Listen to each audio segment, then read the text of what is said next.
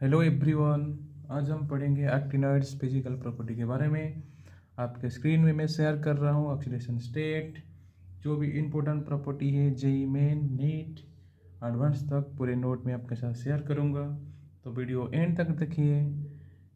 First अब share करेंगे आज ऑक्सीडेशन स्टेट। पूरे 14 एलिमेंट्स को मैं यहाँ पे लिखा हूँ: actinium, thorium, protactinium, uranium, neptunium, plutonium, americium, curium, berkelium, californium, einsteinium, fermium, mendelevium, nobelium and lawrencium. ये एलिमेंट आपके स्क्रीन में है। एक्टिनाइड्स एलिमेंट का highest state neptunium, plutonium show करते हैं।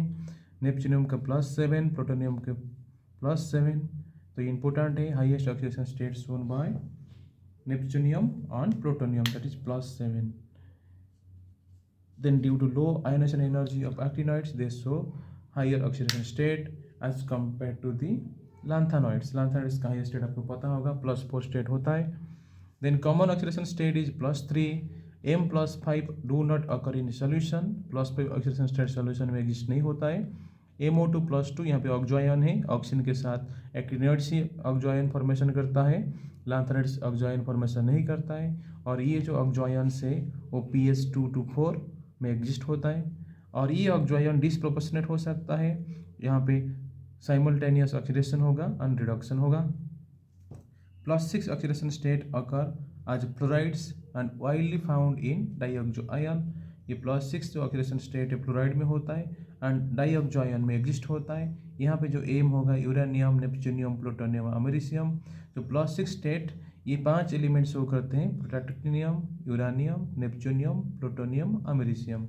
तो ये जो ऑक्जोआयन जनरली प्लूटोनियम, नेपच्यूनियम, यूरानियम, ये तीनों एलिमेंट जनरली शो करेंगे। बहुत ही इंपॉर्टेंट पॉइंट है एग्जाम पॉइंट ऑफ व्यू से, पूरी याद रखो। यूरेनियम का हाई स्टेट +6 होता है, नेपच्यूनियम, प्लूटोनियम का भी +6 शो करेंगे, इसके साथ +7 भी शो करते हैं। और +7 ज़्यादा स्टेबल होगा क्योंकि +7 इनर्ट गैस कॉन्फिगरेशन होता है।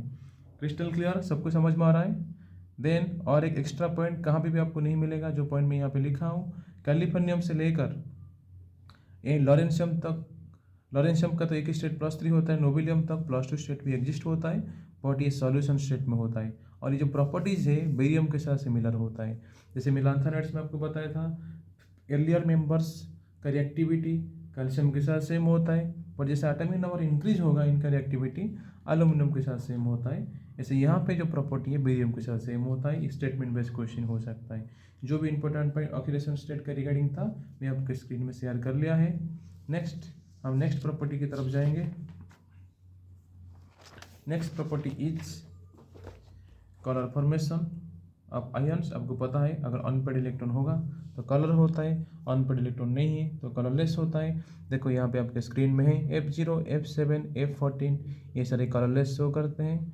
F7 क्यों कलरलेस शो करेगा? आप बोलेंगे यहाँ पे तो 7 अनपेड इलेक्ट्रॉन है, सही है, बट F का कॉम्प्लेक्स शेप होता है और सारे इलेक्ट्रॉन इक्वली डिस्ट्रीब्यूशन है, तो इसके कारण लैंथेनाइड्स का F7 एंड एक्टिनाइड का F7 कलरलेस होता है। यहाँ पे कुछ एग्जाम्पल में दिया हूँ। यूरेनियम +3 5F3 कॉन्फिगरेशन है, red colour, neptunium 5F4 purple, plutonium +3 5F5 violet, americium +3 5F6 pink, curium +3 5F7 colourless. Important है क्योंकि 5F7 कलरलेस होता है। कलर नहीं पूछेगा, ओनली कलर कौन सा शो करेगा कौन सा नहीं करेगा, जेई में ऑलरेडी क्वेश्चन आ गया है, तो ये इंपॉर्टेंट होता है। देन आपके लिए होमवर्क, यूरेनियम +4 का कलर क्या होगा? कलर क्या नहीं होगा, आपको ये लिखना है, कलर होता है ना, कलरलेस होता है। थोरियम +4 कलरलेस होगा ना, कलर शो करेगा। नेपच्यूनियम +4 कलरलेस होगा ना, कलर शो करेगा। देन आगे बढ़ेंगे, फॉर्मेशन ऑफ कॉम्प्लेक्स। यहाँ पे देखो ये बहुत ही इंपॉर्टेंट है, higher tendency to form complex than lanthanides, क्योंकि इनका हायर चार्ज होता है और स्मॉलर साइज होता है। हायर चार्ज कैसे हुआ ना, +7 हायर स्टेट ऑक्सीडेशन स्टेट होता है, दैट इज चार्ज हो गया, और साइज भी छोटा होता है, तो इसलिए कॉम्प्लेक्स फॉर्मेशन का टेंडेंसी लैंथेनाइड से ज़्यादा होता है। ये अब इंपॉर्टेंट स्टेटमेंट बेस्ड क्वेश्चन हो सकता है और करेक्ट इनकरेक्ट स्टेटमेंट क्वेश्चन भी हो सकता है। तो ये जो ऑर्डर लिखा है M+4 जो होता है सबसे ज़्यादा कॉम्प्लेक्स फॉर्मेशन का टेंडेंसी रखता है। देन MO2+2 मतलब ऑक्सीडेशन नंबर +5 यहाँ पे आएगा। M+3 देन MO2+ होता है। रेडियो एक्टिविटी देखो रेडियो एक्टिव तो सारे एलिमेंट रेडियो एक्टिव शो करेंगे, बट यहाँ पे खास बात ये है कि जो येलो मार्क में किया हूँ एक्टिनम, थोरियम, यूरेनियम, प्रोटैक्टिनियम, ये नेचुरल रेडियो एक्टिव एलिमेंट होता है। रेडियो एक्टिविटी क्या है ना, कोई भी जो एलिमेंट होता है उनका हाफ लाइफ कम होता है, वो अनस्टेबल होता है, वो डिसइंटीग्रेट हो जाएंगे और रेडिएशन एमिट करेंगे। जैसे रेडियम हो गया, यूरेनियम हो गया, ये रेडिएशन एमिट करते हैं, तो इसको बोलेंगे हम रेडियो एक्टिव एलिमेंट। और earlier members of long half life होता है, और ये हाफ लाइफ आपका डिक्रीजेस होगा। लॉरेंशियम का जो होता है रेडियो एक्टिव एलिमेंट, इसका हाफ लाइफ 3 मिनट, इसका मतलब 50% अब लॉरेंशियम 3 मिनट के अंदर डिसइंटीग्रेट हो जाएगा। तो दिस इज रेडियो एक्टिव। ये वाला कौन सा पॉइंट इंपॉर्टेंट होगा ना, actinium, thorium, uranium, protactinium all are natural radioactive element, ये वाला पॉइंट इंपॉर्टेंट है। नेक्स्ट हम जाएंगे मैग्नेटिक बिहेवियर। आपके स्क्रीन में है, देखिए आपको तो पता होगा, डी ब्लॉक में आपको बताया था कि अनपेड इलेक्ट्रॉन है तो पैरामैग्नेटिज्म शो करेगा। Presence of unpaired electron is paramagnetism, absence of unpaired electron is diamagnetism. यहाँ पे स्क्रीन में एक्टिनम +3 5F0 होता है, एक्टिनम +3 मतलब 3 इलेक्ट्रॉन लॉस हो गया तो 5F0 no unpaired electron, hence diamagnetic nature show करेगा। Thorium +4 5F0 hence no unpaired electron, तो ये क्या कौन सा शो करेगा, डायमैग्नेटिज्म शो करेगा। क्यूरियम +3 के पास क्यूरियम का कॉन्फिगरेशन यहाँ पे लिखा है, जेनॉन 5F7 61 6s2, तो 3 इलेक्ट्रॉन लॉस होगा तो 6s से 2 जाएगा, बाहर सेल है, बाहर का सेल है, 6d से 1 जाएगा तो 5F के क्या रहेगा, 7 रहेगा। तो यहाँ पे अनपेड इलेक्ट्रॉन कितना हो गया, 7 हो गया, तो ये पैरामैग्नेटिक नेचर शो करेगा। Spin only magnetic moment question आ सकता है। Spin only means number of unpaired electron, that is n × n+2 square root, n is the number of unpaired electron.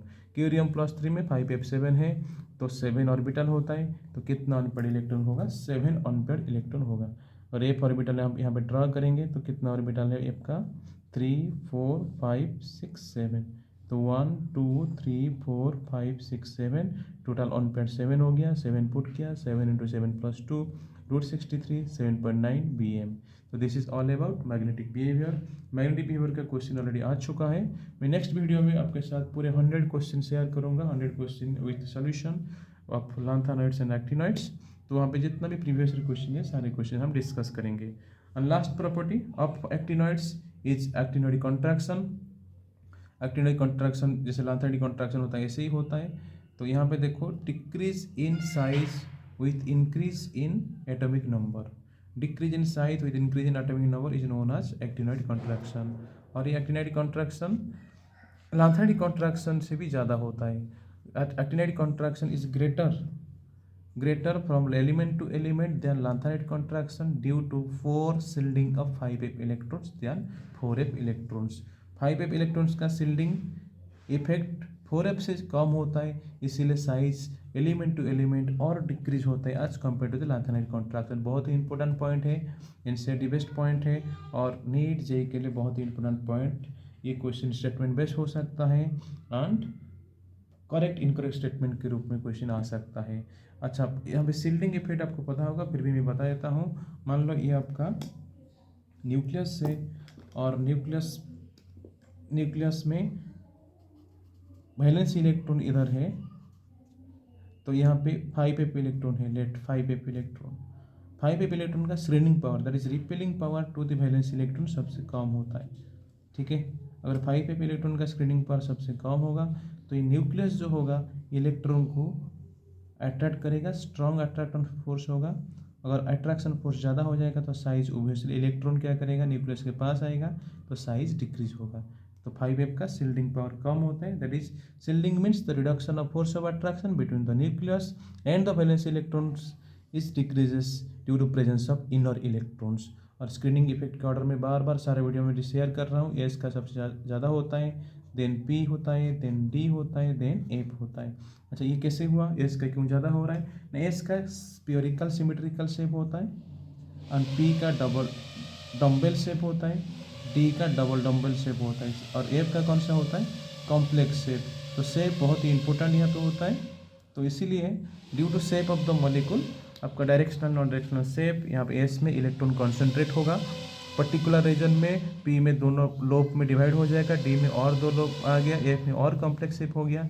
इसलिए एस पी का स्क्रीनिंग पावर सबसे ज़्यादा होता है, डी एफ का सबसे कम होता है। तो ये टोटल एक्टिनोइड्स का जितना इंपॉर्टेंट प्रॉपर्टी था आपके साथ में शेयर किया है। वीडियो को देखने के लिए थैंक यू। और नेक्स्ट वीडियो में मैं आपके साथ प्रीवियस ईयर क्वेश्चन शेयर करूँगा।